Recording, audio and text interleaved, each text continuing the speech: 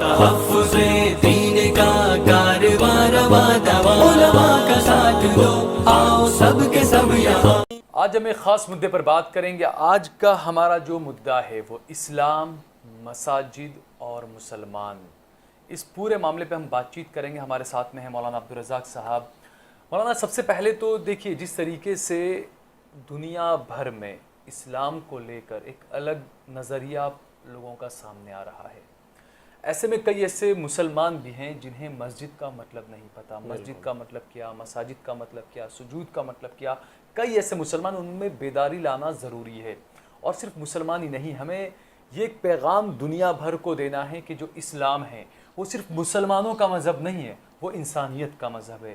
تو ایسے میں مسجد جو ہے وہ اس کا کافی جو اہم رول جو بتایا جاتا ہے، اور خاص کر ہندوستان میں جس طرح کی خبریں چلائی جاتی ہے، چاہے وہ تبلیغ کا آپ نے دیکھا ہوگا، کورونا کو لے کر جو چلائی گئی خبر، اس کے علاوہ آئے دن مسجدوں کو لے کر الگ الگ خبریں کچھ آتی رہتی ہے۔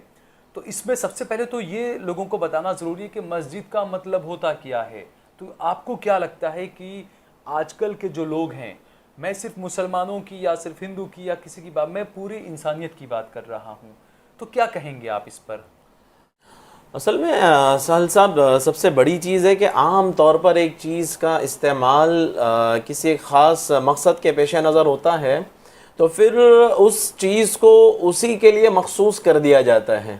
مثلا آج کے زمانے کے اندر مساجد کے اندر نماز پڑھی جاتی ہے تو لوگوں کا رجحان یہ ہوتا ہے کہ مساجد صرف اور صرف نماز پڑھنے کی جگہ ہے۔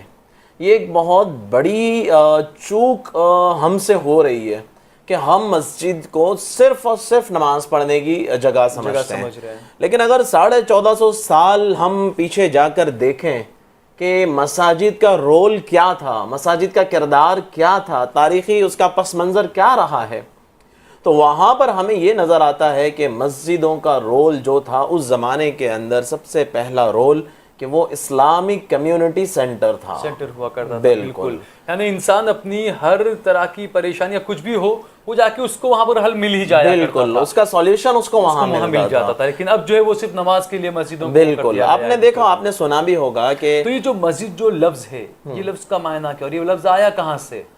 مسجد اصل میں قرآن پاک کے اندر اللہ تعالیٰ نے بیت اللہ کے لیے جو لفظ استعمال کیا وہ مسجد الحرام کا لفظ استعمال کیا۔ اسی طرح سے سبحان الذی اسری بعبدہ لیلا من المسجد الحرام الی المسجد الاقصی، وہاں پر بھی اللہ نے بیت المقدس جو فلسطین کے اندر ہے اسے مسجد اقصی کہا، اور بیت اللہ اسے مسجد الحرام کہا۔ اور اسی کے بعد جب مسجد اسلام کی تاریخ کی مسجد جو 1400 سال کے اندر، جی، تو وہ اسے بھی مسجد کا لفظ کہا گیا۔ لیکن لفظ کے اوپر جب ہم غور کرتے ہیں کہ بھئی مسجد کے معنی ہوتے ہیں سجدہ کرنے کی جگہ، اب نماز کے اندر صرف سجدہ نہیں ہوتا بلکہ قیام بھی ہوتا ہے، رکوع بھی ہوتا ہے، اسی طرح سے ایک بڑی چیز نماز کے اندر جو رکن کی حیثیت رکھتی ہے وہ سجدہ بھی ہے۔ تو یہ بھی سوال ہوتا ہے کہ بھئی اسے سجدہ ہی سے تعبیر کیوں کیا گیا؟ رکوع سے بھی کہہ سکتے ہیں، بالکل، کہ مرکع یعنی یا موضع رکوع یہ بھی کہہ سکتے تھے، یا پھر مقام یعنی قیام کرنے کی جگہ، کھڑے رہنے کی جگہ، یہ بھی کہا۔ لیکن اسے مسجد خاص طور پر کیوں کہا جا رہا ہے؟ تو جہاں پر یعنی انسان زمانے کے اندر کتنا بھی عروج پر چلا جائے، اپنے فنون کے اندر ماہر ترین کیوں نہ ہو، لیکن مسجد ایک ایسی جگہ ہے جہاں محمود و ایاز بالکل جھکنا وہیں پڑے گا، دنیا میں وہ اس کا اسٹیچر کتنا ہی بڑا ہو، کتنے بڑے عہدے پر کیوں نہ ہو۔